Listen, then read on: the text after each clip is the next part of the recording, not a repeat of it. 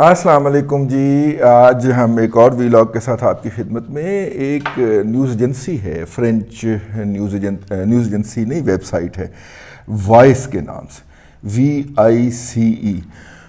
اس کے اندر پاکستان کے اندر پناہ لیے ہوئے جو ایغور مسلم ہیں، اب کیا کریں، 3 مختلف ایبریویشن ہیں، ایغور ہے، یغور ہے اور ویغور بھی ہے. ٹھیک ہے، اب یہ جو 3 ایبریویشن ہے، جو بھی آپ سمجھ لیں مناسب طور پہ، مقامی حالات کے مطابق ہر ایک جو ہے وہ اس کو اپنی پروننسیشن میں ادا کرتا ہے. انگریز جو ہیں وہ اسے لکھتے تو یو سے ہیں لیکن بولتے ویغور ہیں، یعنی کہ واو پہلے آتا ہے، الف میں پہلے آتا ہے، اور یہ تینوں کی ایبریویشن، تینوں کی پروننسیشن اس وقت جو ادائیگی ہے وہ دنیا بھر کے اندر چل رہی ہے.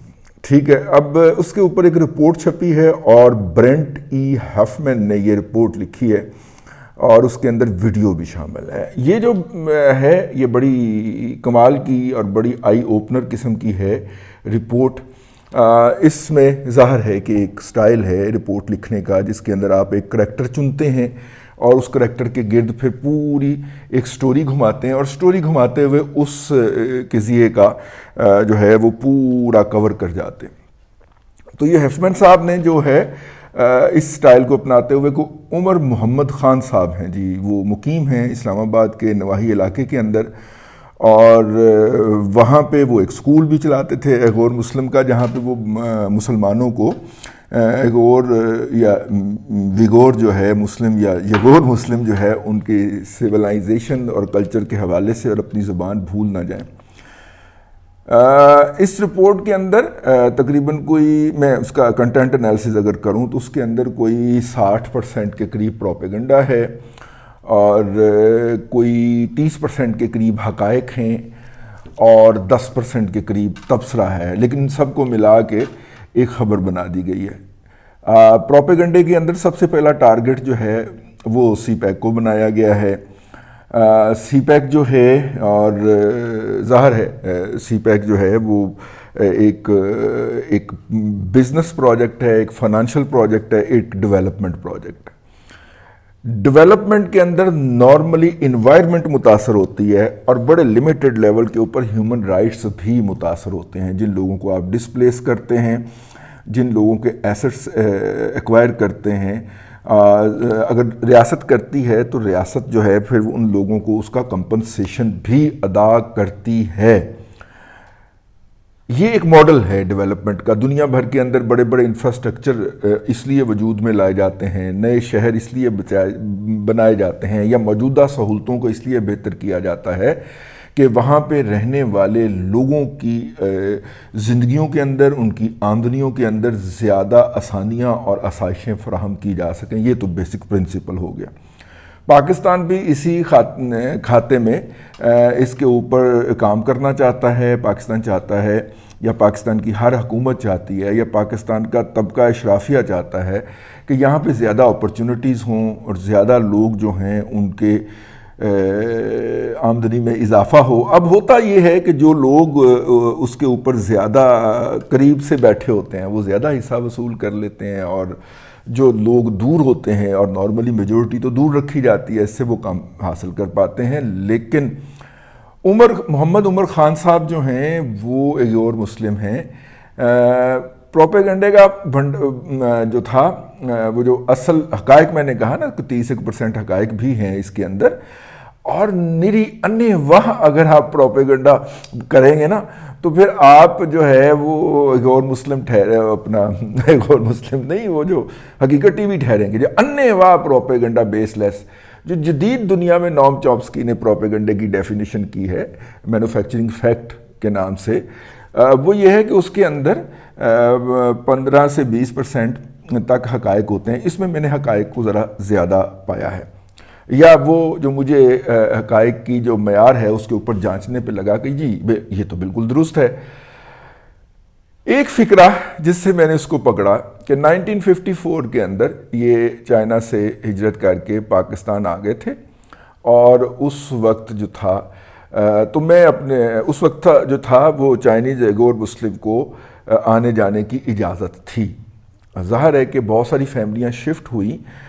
میرا بچپن جہاں پہ گزرا ہے، آج سے آپ کہہ لیں کوئی 50 سال پہلے کی بات کر لیں، 45-50 سال پہلے کی بات کر لیں، وہاں پہ ہمارے دوست تھے اور ان کی ایک خالہ جو تھیں، خالہ نہیں، ابا کے ممانی جو تھیں، مطلب اماں کے بھائی کی مسز جو تھیں، یہی ہوتا ہے ماموں ہی ہوا نا، ہاں، ممانی جو تھیں وہ ایک غور مسلم سے تھیں. اور جب وہ کبھی ملنے آتی ہمارے دوست کے گھر میں، ظاہر آنا جانا ہوتا ہے نا فیملیز کا، تو وہ جب ملنے آتی تو ہم جو ہے وہ ایک چینی خاتون کو دیکھنے جاتے. اچھا، ہمارے گھر کے سامنے جو تھا نا، وہ اللہ آپ کا بھلا کرے، ایک ایسی فیملی رہتی تھی کہ ایک آئرش خاتون ان کی بہو تھی، ٹھیک.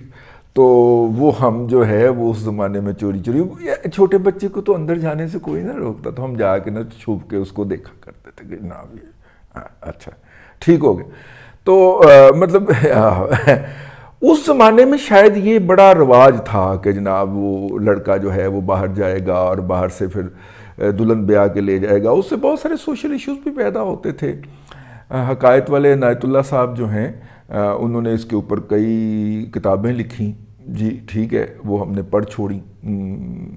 خیر، وہ بعد میں پتہ چلا کہ وہ بھی نسیم حجازی والے فارمولے کے تحت ہی کتابیں لکھا کرتے تھے. تو یہ جو ایک اور مسلم ہیں، ان کے حوالے سے یہ ڈاکومنٹری ہے. اس کے اندر جو انہوں نے کہا کہ یہ 1954 میں فیملی مائیگریٹ کی تھی، تو اس کا مطلب یہ ہے کہ پاکستان کے اندر آئی ڈی کارڈ جو تھا وہ تو 1973 کے آئین کے بعد لانچ ہوا نا، کہ ہر شہری کو اس کی شناخت دی گئی. تو وہ اس کا مطلب ہے کہ انہوں نے شناختی کارڈ بھی بنوا لیے ہوں گے.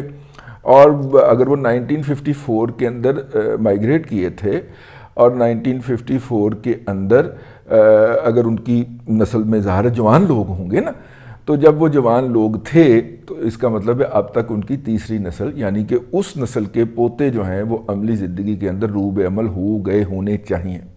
ٹھیک ہے.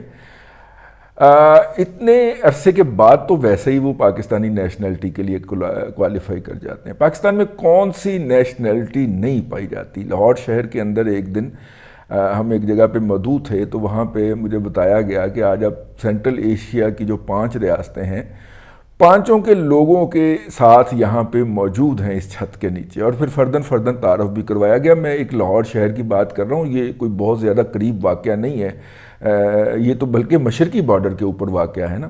تو جو ہمارا شمالی علاقہ ہے، شمالی بارڈر ہے، جس کو ہم تورخم اور یہ چمن والا بارڈر کہہ سکتے ہیں، تو کوئٹہ اور پشاور میں ایسی غیر ملکی شہریتوں کے حامل افراد کی کتنی تعداد ہوگی، اس سے آپ اندازہ کر سکتے ہیں کہ لاہور جیسے شہر کے اندر وہ لوگ موجود تھے اور وہ اچھے سیٹلڈ لوگ تھے. ان میں سے کوئی میڈیکل کے شعبے سے وابستہ تھے، بیشتر ان میں سے ٹریڈ کر رہے تھے، امپورٹ ایکسپورٹ جو تھا وہ کر رہے تھے.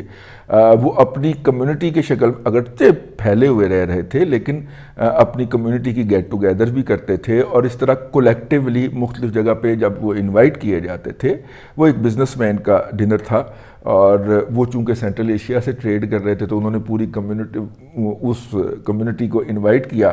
ہمارے بہت اچھے دوست ہیں وہ بزنس مین، تو انہوں نے جو 4-5 لوگ کمیونٹی کے باہر سے انوائٹ کیے کہ جو ان کے ساتھ ذرا گپ شپ انٹلیکچل لیول کی گفتگو.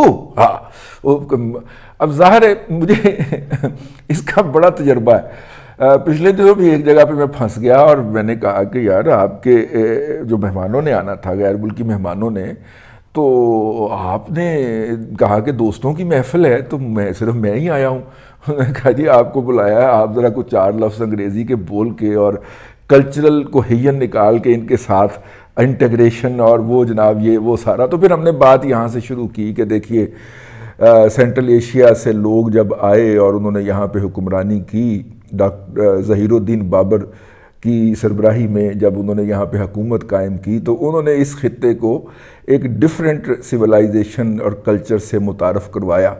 اور چونکہ اب ہمارا خیال ہے کہ ہم سویلائزیشن اور کلچر میں آپ سے آگے چلے گئے ہیں، تو اس وقت آپ نے ہمیں سبق پڑھایا تھا، اب ہم آپ کو سبق پڑھائیں گے اور پڑھا رہے ہیں.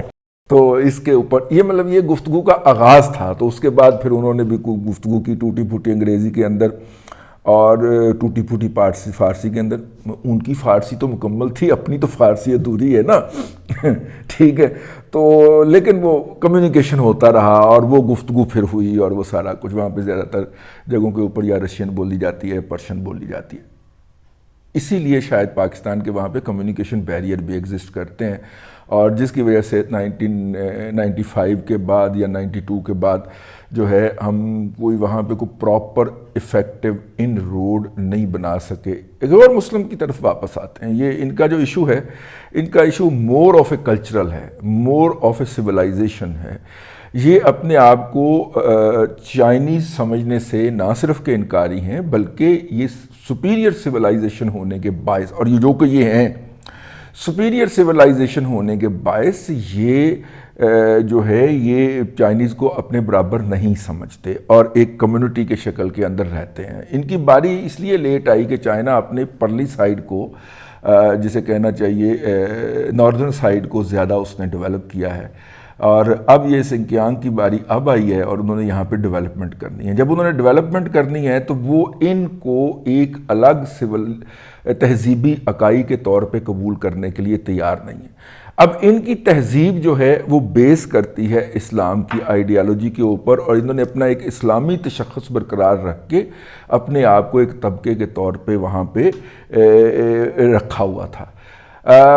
جو چائنا کی موجودہ قیادت ہے وہ کسی بھی اکائی کو جو کہ ان کے وفاق کے اندر مکس نہ ہو پائے وہ اس کو اپنے لیے خطرہ جانتے ہیں. یہ دور دراز علاقوں میں مقیم تھے تو اس لیے ان کی طرف پہلے ان کی توجہ نہیں آئی. اب ان کی توجہ آئی ہے تو ان کے ساتھ بھی وہی ہو رہا ہے جو چین کے اندر باقی دیگر اقلیتوں کے ساتھ ہوا ہے، اور بڑے آہنی طریقے سے ہوا ہے، اور بڑے جسے کہنا چاہیے کہ ظلم و جبر و ستم کے ساتھ ہوا ہے. تو یقیناً ان کو کرش کیا جا رہا ہے، لیکن وہ اپنے ملک کے اندر کرتے. ترکمانستان موومنٹ جو ہے اس کی ایک مسلح جدوجہد بھی ہے، اور بہت عرصہ تک جو ہے تحریک امارات افغانستان، تحریک طالبان جو ہیں وہ ان کو سپورٹ بھی کرتے رہے ہیں. سپورٹ ان ٹرم آف کہ اگر وہ آ گئے ہیں تو وہ ان کو پکڑ کے چائنیز کے حوالے نہیں کرتے تھے، اور ان کو ٹریننگ ویرننگ بھی دے دیتے تھے کہ واپس جا کے آپ نے کچھ کرنا ہے تو کر لیں.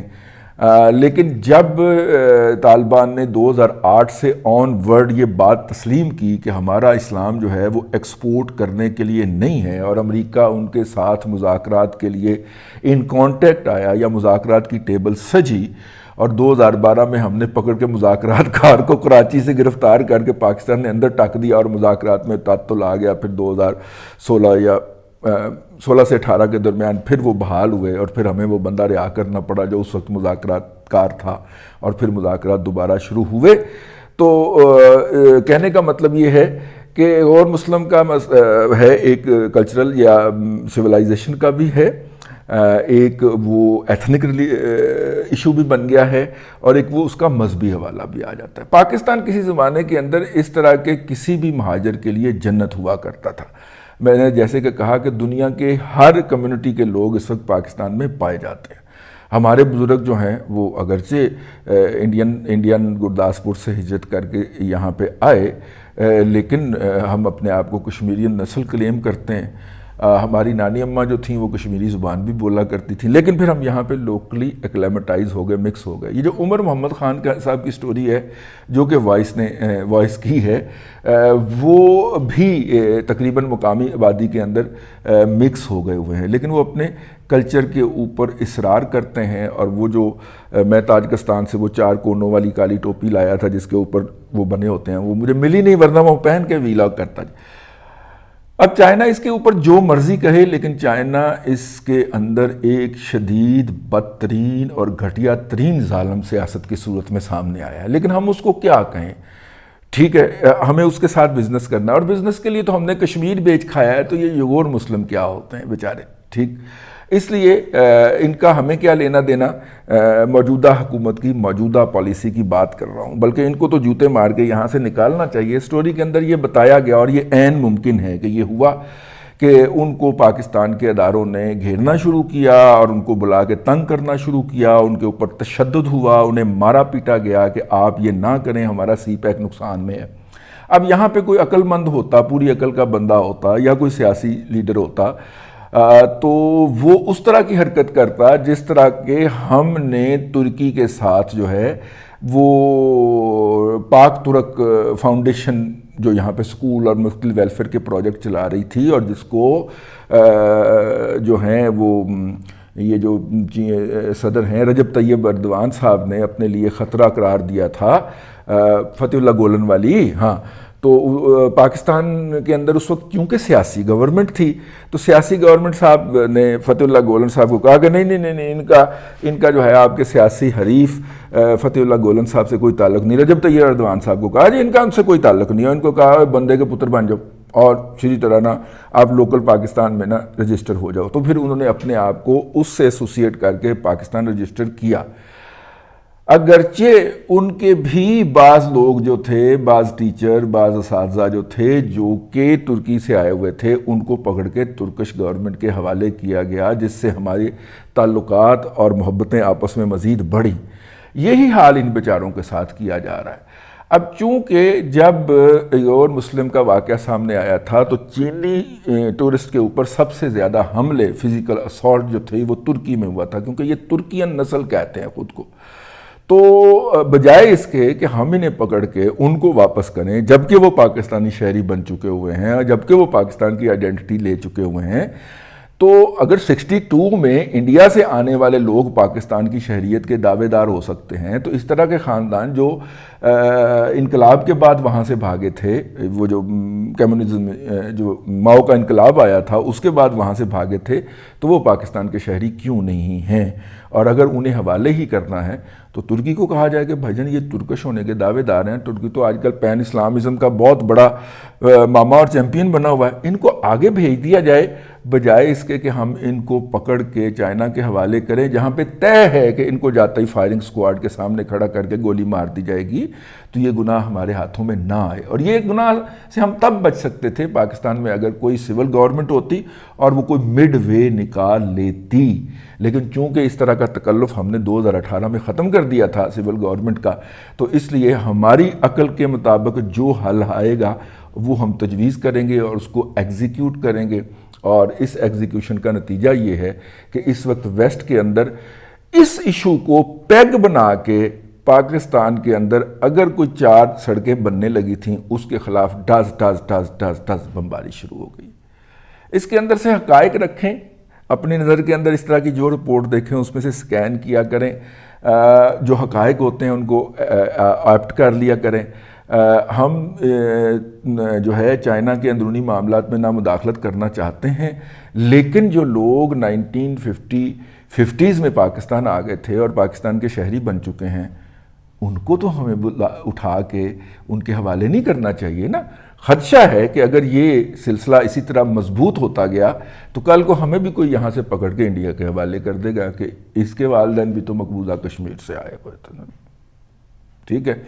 تو پھر یہ بات چل پڑی تو وہ پھر ان ملینز آف امیگرینٹس جو کہ جنہوں نے ہجرت کی تھی 1947 میں، پھر تو ان تک بھی بات جا سکتی ہے۔ جو عقل کے بہت بڑے تودے اور پہاڑ ہیں، انہیں اس پہلو کے اوپر غور کرنا چاہیے کہ سرنڈر کہاں تک۔